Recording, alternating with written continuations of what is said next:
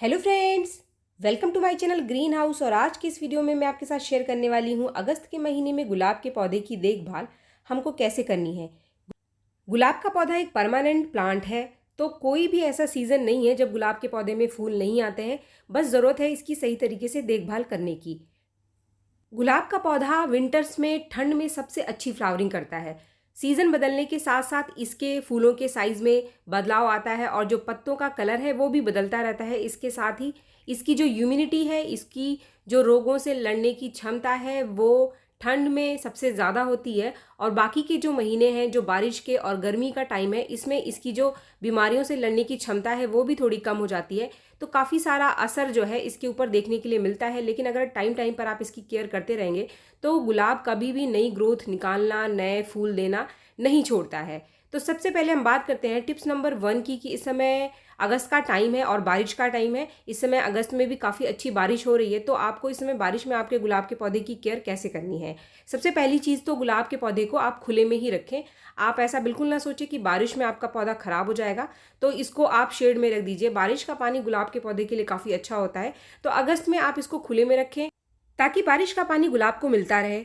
Tips number 2, अगर बारिश के पानी के साथ साथ गुलाब के पौधे को धूप भी मिल रही है, कम से कम 5-6 घंटे की अच्छी धूप इसको मिल जाती है, तो गुलाब का पौधा ग्रोथ बहुत अच्छी करता है। इसके साथ ही धूप मिलने पर गुलाब के पौधे के ऊपर लगने वाले कीड़े और फंगस इसके ऊपर कम अटैक करते हैं। अगर पौधा ऐसी जगह पे रखा है जहाँ पर धूप नहीं आ रही है, तो पौधा आपका ज़्यादा बीमारियों से ग्रसित हो जाएगा। इसके अंदर ज़्यादा कीड़े और फंगस आकर लगेंगे और धूप पड़ने पर इसमें कीड़े और फंगस कम लगेंगे। धूप मिलने से आपका पौधा ज़्यादा देर तक गीला नहीं रहेगा, क्योंकि पौधे के ऊपर कीड़े और फंगस तभी ज़्यादा लगते हैं जब इसकी पत्तियों के ऊपर मॉइस्चर बहुत ज़्यादा होता है। पौधा बहुत लंबे टाइम तक गीला पड़ा रहता है, तो इसीलिए कीड़ों का अटैक और फंगस का अटैक आपके पौधे के ऊपर बढ़ जाता है। इसके साथ ही अगर आपके गुलाब के पौधे को धूप अच्छी मिल रही है, तो जब भी बारिश रुकती है तो मिट्टी सूख जाती है, और मिट्टी का सूखना बहुत ज़रूरी है।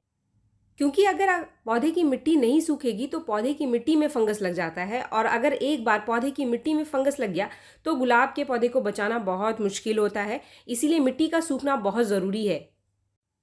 तो इसलिए अगर आप पौधे को धूप में रखते हैं तो इसकी मिट्टी बारिश रुकते ही सूख जाती है, लेकिन अगर आप अपने पौधे को शेड में रखेंगे तो मिट्टी नहीं सूखती है, जिसका असर पौधे के ऊपर देखने के लिए सीधा सीधा मिलता है। मिट्टी में फंगस लग जाता है और आपका अच्छा खासा पौधा जो है वो मर जाता है। टिप्स नंबर 3, पौधे में आप रेगुलर साफ सफाई ज़रूर करते रहें, क्योंकि इस समय बारिश में घास वगैरह बहुत जल्दी उग कर आ जाती है, और साथ ही इसके जो पत्ते हैं वो सूख कर पौधे के मिट्टी में गिर जाते हैं, गल जाते हैं और पौधे की मिट्टी में फंगस बना देते हैं। इन घास को निकालने के साथ साथ जो भी पत्ती आपके पौधे के ऊपर पीली हो रही है तो आप उसको खुद से निकाल दीजिए। आप उसका इंतज़ार ना करें कि जब ये सूख कर गिरेगा तभी आप इसको निकालेंगे। आप खुद से इसको रिमूव कर दीजिए अपने पौधे से। ये आपके पौधे के लिए ज़्यादा फायदेमंद है। इसके बाद टिप्स नंबर 4, बारिश के टाइम क्योंकि बहुत ज़्यादा पानी पौधे को मिल रहा है तो सकर ब्रांच भी बहुत तेज़ी से निकल कर आ जाती है। सकर ब्रांच वो ब्रांच है जो ग्राफ्टिंग नोड के नीचे से निकल कर आता है, और इसके अंदर 7 पत्तियों का पैटर्न पाया जाता है। तो इसको निकालना बहुत ज़रूरी है, वरना ये आपके पौधे की एनर्जी को लेता रहेगा और आपका पौधा जो है बिल्कुल फूल नहीं देगा, फूल देना बंद कर देगा। जैसे कि आप देख रहे हैं यहाँ पर एक नीचे ग्राफ्टिंग नोड से नीचे ब्रांच निकल कर आ रही है, ये सकर ब्रांच है। इसको मैं यहाँ पे रिमूव कर दूंगी और इसको निकाल कर बाहर मैं आपको दिखाती हूँ कि ये कैसा दिखाई देता है। ये देखिए आप, ये ब्रांच कितनी लंबी हो गई है। ये जो सकर ब्रांच होती है वो लंबी होती चली जाती है। इसके ऊपर जो पत्तियों का पैटर्न होता है वो अलग तरीके से होता है। टिप पर इसकी जो पत्तियां हैं वो मुड़ी हुई होती हैं। इसमें 7 पत्तियां होती हैं। 7 पत्तियां, कभी कभी आपको सिर्फ 5 पत्तियां ही दिखाई देती हैं, क्योंकि नीचे की जो 2 पत्तियां हैं वो मॉडिफाइड होती हैं, वो काफ़ी छोटी छोटी होती हैं, जो कि ऐसा दिखाई देता है कि ये पत्तियां नहीं है, लेकिन वो पत्तियां होती हैं। इसके बाद टिप्स नंबर 5, गुलाब के पौधे की डेड हेडिंग। सूखे हुए फूलों को लगातार आप निकालते रहेंगे तभी आपका गुलाब लगातार नई ब्रांच निकालता रहेगा। अगर आप सूखे हुए फूलों को नहीं निकालेंगे और अपने ऐसी ब्रांच को जो कि ब्लाइंड शूट है, जो लंबे टाइम से ऐसे ही पड़ी हुई है, उनको अगर आप नहीं कट करेंगे तो आपके गुलाब के पौधे में नई ब्रांच निकल कर नहीं आएगी। गुलाब के पौधे को नई ब्रांच के लिए एक्टिवेट करने का ये सबसे बढ़िया तरीका है कि जैसे ही फूल सूखे 3 पत्तियों के नीचे से आप इसको काट करके निकाल दीजिए। आपके पौधे में फिर से नई ब्रांच आएगी और फिर से आपका पौधा फ्लावरिंग के लिए तैयार हो जाएगा। अगर आपके पौधे में कोई ऐसी ब्रांच है जहां से आपने अभी हाल फिलहाल में प्रूनिंग करी थी, उसको प्रूनिंग करे हुए काफ़ी दिन हो चुके हैं, यानी आपने इसकी डेड हेडिंग करी थी, फिर भी यहाँ से कोई नई ब्रांच निकल कर नहीं आ रही है, तो ऐसे पौधे की टिप को आप फिर से काट दीजिए। जैसे कि आप ये वाला टिप देख रहे हैं, इसमें काफ़ी दिन हो गया है, नई ब्रांच नहीं आई है, तो इसका जो टिप है इसको एक नोट छोड़ करके मैं फिर से कट कर दूंगी। इसको कट करने से पॉसिबल है कि पौधा फिर से एक्टिवेट होगा और नई ब्रांच आने की जो संभावना है वो बढ़ जाएगी। तो कुछ ऐसे ज़रूरी काम है जो कि हमें हमारे गुलाब के पौधे पर करते रहना चाहिए, तभी पौधे के ऊपर हमें नई ग्रोथ मिलती है।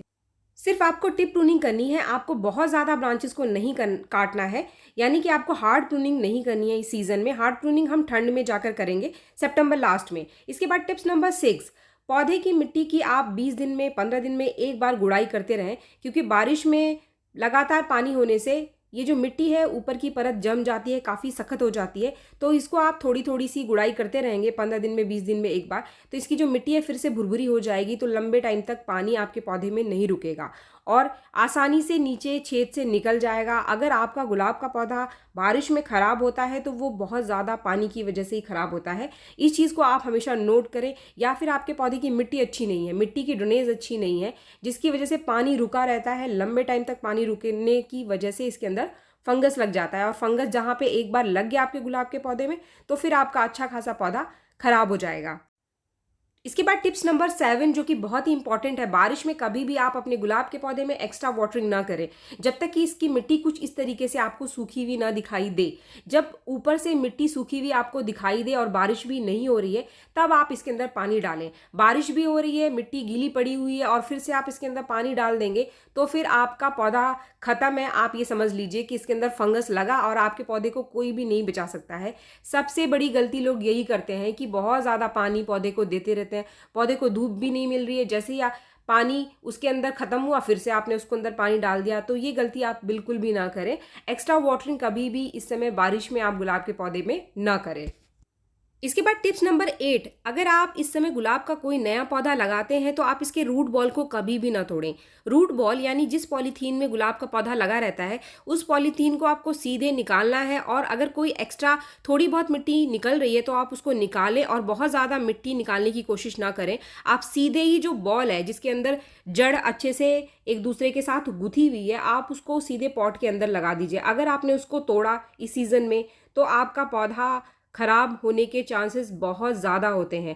अगर आप नया पौधा लगाते हैं और कुछ दिन बाद ही आपका पौधा खराब हो जाता है तो आप यही गलती करते हैं कि आप उसका रूट बॉल तोड़ देते हैं।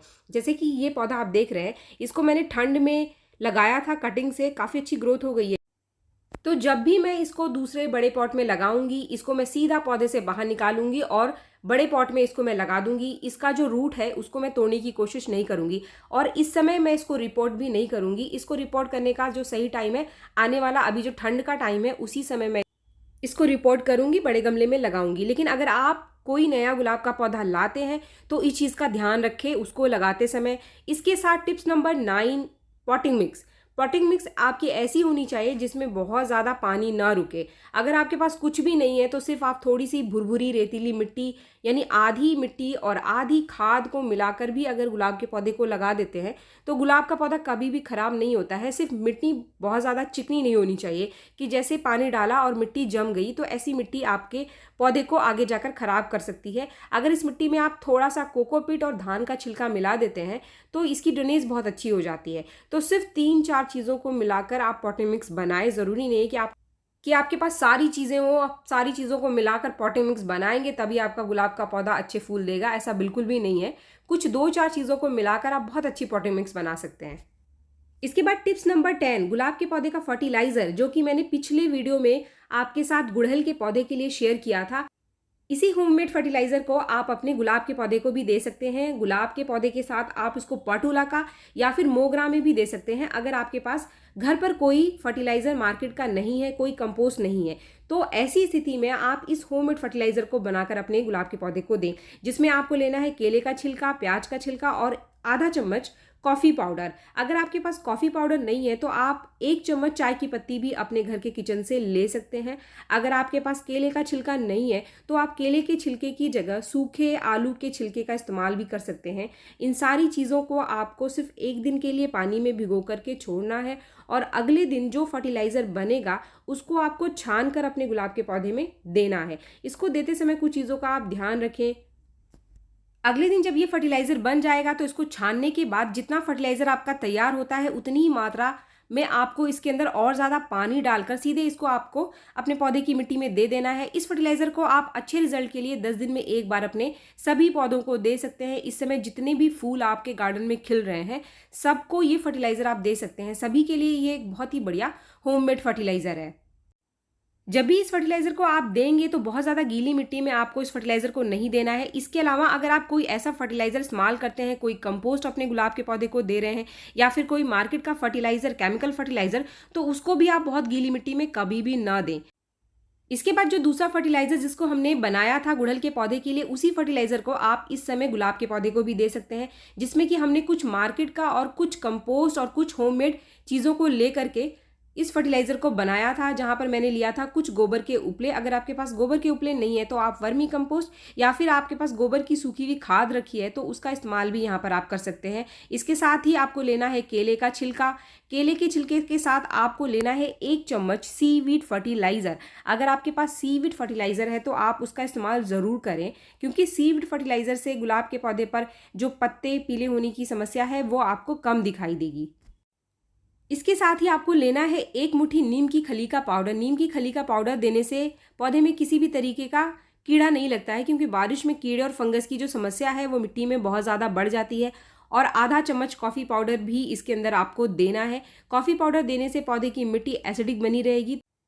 कॉफ़ी पाउडर को देने से जो भी चीज़ें आप अपने गुलाब के पौधे को देंगे वो आसानी से जड़ें एब्जॉर्व कर लेंगी, क्योंकि मिट्टी एसिडिक होने से जड़ों का काम तेज़ हो जाता है और पौधे पर इसका बहुत अच्छा रिजल्ट दिखाई देता है। इन सारी चीज़ों को भिगोकर हम कम से कम 1 दिन के लिए रख देंगे। अगले दिन कुछ इस तरीके का फर्टिलाइज़र आपका तैयार हो जाएगा। इसको इस्तेमाल करने का सही तरीका आपको पता होना चाहिए। इसको सबसे पहले आप छान लीजिए, क्योंकि जो भी इसके गीले हिस्से हैं, जो कि सॉलिड पार्ट है, उसको आपको नहीं रखना है। और छानने से पहले इस लिक्विड फर्टिलाइज़र को आप अच्छे से मिला लीजिए, क्योंकि हमने इसके अंदर काफ़ी सारी चीज़ें डाली थी। तो इसको अगर हम अच्छे से मिला लेंगे तो सारी चीज़ें आपस में एक दूसरे के साथ मिक्स हो जाएंगी। इसको छानने के बाद आप जितनी मात्रा इस लिक्विड फर्टिलाइज़र का लेंगे उतनी ही मात्रा का 4 गुना आपको पानी लेना है, क्योंकि ये एक स्ट्रॉन्ग फर्टिलाइज़र बन के तैयार हुआ है। इसके अंदर हमने काफ़ी सारी चीज़ें डाली हैं। ये जो लिक्विड फर्टिलाइज़र है इसको भी आप अपने इस समय गार्डन में खिलने वाले लगभग सभी पौधों को दे सकते हैं। गुलाब, गुड़हल, मोगरा, पाटुला का, सभी में आप इस फर्टिलाइज़र का इस्तेमाल कर सकते हैं। यानी कि एक बार आप महीने में इस फर्टिलाइज़र को बनाकर अगस्त के टाइम अपने सभी फ्लावरिंग प्लांट्स को इसको दे सकते हैं। इसको भी आपको गीली मिट्टी में नहीं देना है। जब भी पौधे की मिट्टी थोड़ी सूखी हुई हो तभी आपको इस फर्टिलाइज़र को देना है। इस लिक्विड फर्टिलाइज़र को आप 15 दिन में एक बार अपने सभी गुलाब के पौधों को दें। अगर आप ये वाला लिक्विड फर्टिलाइज़र अपने गुलाब के पौधे को देते हैं तो अगस्त महीने में 2 बार आप इस लिक्विड फर्टिलाइज़र का इस्तेमाल अपने गुलाब के पौधे के ऊपर कर सकते हैं। अगर आपके एरिया में बहुत ज़्यादा बारिश हो रही है और बारिश बिल्कुल भी रुक नहीं रही है, मिट्टी बिल्कुल भी सूख नहीं रही है, तो इस समय आप किसी भी तरीके का कोई भी फर्टिलाइज़र गुलाब के पौधे को या फिर किसी भी पौधे को ना दें। गीली मिट्टी में हमें कोई भी फर्टिलाइज़र नहीं देना चाहिए, चाहे वो मार्केट का है, केमिकल फर्टिलाइज़र है या फिर होममेड फर्टिलाइज़र है या फिर कोई कंपोस्ट है। किसी भी तरीके का फर्टिलाइज़र आप तब तक अपने पौधों को ना दें जब तक कि इसकी मिट्टी थोड़ी सूखे ना। मिट्टी सूखनी ज़रूरी है। अगर आप गीली मिट्टी में दे देंगे तो ये आपके पौधे को और ज़्यादा नुकसान कर सकता है। इसके बाद है आखिरी टिप के बारे में, जो है गुलाब के पौधे को हम कीड़ों से और फंगस से इस समय कैसे बचाएं, क्योंकि गुलाब के पौधे की जो पत्तियां हैं वो बारिश में बहुत ज़्यादा गीली रहने की वजह से इसके ऊपर कीड़े और फंगस बहुत ही आसानी से आकर लग जाते हैं। पिछले वीडियो में जो मैंने गुड़हल का आपके साथ शेयर किया था उसमें मैंने दालचीनी के पानी का स्प्रे आपको बताया था। वो भी हर तरीके के कीड़े और फंगस के ऊपर बहुत अच्छा काम करता है। लेकिन जो सबसे आसान सॉल्यूशन है वो है बेकिंग सोडा का, जिसका इस्तेमाल मैं बहुत ज़्यादा अपने गुलाब के पौधे के ऊपर करती हूँ। जैसा कि आप देख रहे हैं, अगर आपके पौधे में कोई खाने वाला कीड़ा, पत्तों को खाने वाला कीड़ा लग गया है, ये पत्तों के नीचे छुपा रहता है और दिखाई भी नहीं देता है और आपके पत्तों को खाना शुरू कर देता है। ये समस्या भी आजकल ये देखने के लिए मिल रही है गुलाब के पौधे में। तो यहाँ जो सबसे आसान सॉल्यूशन है, जो कि बनाने की ज़रूरत भी नहीं पड़ती है, बस आपको किसी भी करियाना स्टोर से बेकिंग सोडा का पाउडर खरीदना है। बेकिंग सोडा यानी मीठा सोडा, खाने का सोडा। बस बेकिंग सोडा को इस्तेमाल करते समय थोड़ी सावधानी बरतनी ज़रूरी है। जब भी आप बेकिंग सोडा का इस्तेमाल करेंगे तो आपको लगभग 1/4 चम्मच बेकिंग सोडा लेना है और 1 लीटर पानी में घोलकर आप हर तरीके के पौधे पर इसका स्प्रे कर सकते हैं। इसका स्प्रे आप शाम के टाइम करें, धूप में कभी भी आप बेकिंग सोडा का स्प्रे ना करें, क्योंकि अगर आप तेज़ धूप में बेकिंग सोडा का स्प्रे करते हैं और आप बेकिंग सोडा की मात्रा ज़रूरत से ज़्यादा ले लेते हैं तो भी ये आपके पौधों को जला सकता है। तो इसीलिए बेकिंग सोडा का स्प्रे करते समय थोड़ी सी सावधानियां रखें। जैसे ही आपको कोई कीड़ा लगता हुआ दिखाई दे, इसका स्प्रे आप तुरंत से वहाँ पर कर दीजिए। हर तरीके के कीड़े और फंगस के लिए ये एक बहुत ही बढ़िया इंसेक्टिसाइड और फंगीसाइड का काम करता है। अगर आपको लगता है कि कुछ दिन बाद फिर से ये पौधों के ऊपर कीड़े लग गए हैं या फिर फंगस लग गए हैं, तो आप फिर से आप इसको रिपीट कर सकते हैं। या फिर आपके किसी पौधे पर मीलीबग वगैरह बहुत ज़्यादा लग रहा है, तो आप इसे लगातार 2-3 दिन स्प्रे कर देंगे, तो आपके पौधे में तकरीबन कुछ दिन तक तो आपको कीड़े दिखाई देना बिल्कुल ही बंद हो जाएंगे। तो ये बहुत ही आसान सा सॉल्यूशन है, किसी भी तरीके से हमारे पौधे को नुकसान भी नहीं करता है। बस 1/4 चम्मच आपको पानी में घोलना है और अपने पौधे के ऊपर स्प्रे कर देना है। तो फ्रेंड्स, मैंने इस वीडियो में काफ़ी सारी जानकारी आपको दे दी है। अगर आपको ये वीडियो पसंद आया तो एक लाइक ज़रूर करें, और मेरे चैनल को आपने अब तक सब्सक्राइब नहीं किया है तो मेरे चैनल को सब्सक्राइब भी ज़रूर कर लें। इन सारी चीज़ों का ध्यान रखें। टाइम टाइम पर फर्टिलाइज़र और केयर गुलाब के पौधे की अगर आप करते रहेंगे तो आपका गुलाब का पौधा कभी भी फूल देना नहीं छोड़ेगा। तो मिलते हैं मेरे नेक्स्ट वीडियो में, तब तक के लिए थैंक यू।